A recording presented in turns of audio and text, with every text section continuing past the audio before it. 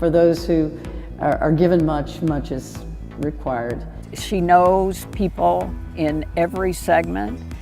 She is wonderful, she's inspirational, she motivates people, and she's a great friend. I think of a word or words that remind me of Cissy. Well, loving comes to mind right off the bat.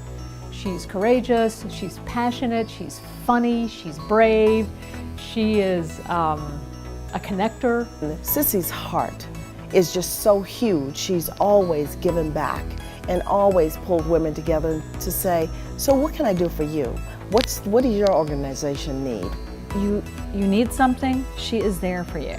So when Cissy calls, we are there for her. Well, Harbor House began 25 years ago this month. It was a group of parents who came together to seek something for their children at age 21 when they left the school system and no longer had services. They didn't have a lot of opportunities in the community to be involved, and the parents decided they wanted something for their loved ones to do on a daily basis, to be productive, to be members of our society, and to have community involvement. Cissy has really brought the heart and soul of what it means for our folks to be known in the community. The way I really have gotten to know her is through Women for Women. So this is a classic example of Cissy Musselman. She brings all the things she loves all together to celebrate her 50th birthday.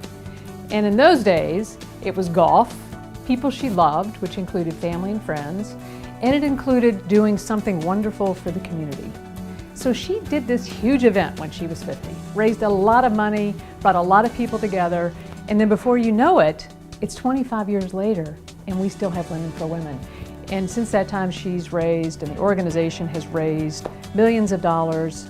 They've done some really important programs for this community that are still being used, and it still exists.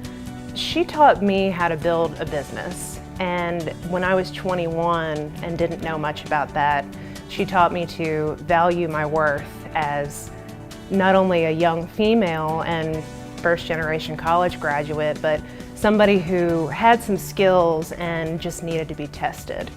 And so she provided me access to things that I'm still humbled that she was able to give me access to. And I've seen her do that again and again for other young women in the community. And she taught me that it isn't worth having relationships and connections and, you know, the ability to call influencers in the community unless you're using that to lift other people up. I remember one day when Cissy called me, and I thought, oh God, here we go. Cissy's on the phone, she wants something, something's gotta happen. This is another brainchild. She explained to me about women leaders in insurance and financial services and her brainchild about creating this organization for women who were involved in insurance. And we could bring them together annually, network, pull together a continuing education courses for them to be able to get some educational component and to be able to be empowered and be able to share sources and resources with each other. She is such a trailblazer. 30 years ago, she initiated the Women of Distinction for that program for the Center for Women and Families. And then when she called and said, hey Reeb, this was 10 years or so later, she was doing the Women for Women initiative, and I felt like General Half-Track and Beetle Bailey. Now what? A lot of her friends say that, thank goodness, when Cissy was organizing all these new ideas, there was not, what do you call it, caller ID. Because if we knew it was Cissy calling, I'm not sure we always would have picked up the phone because we knew what's she getting us into now, what's going to happen now.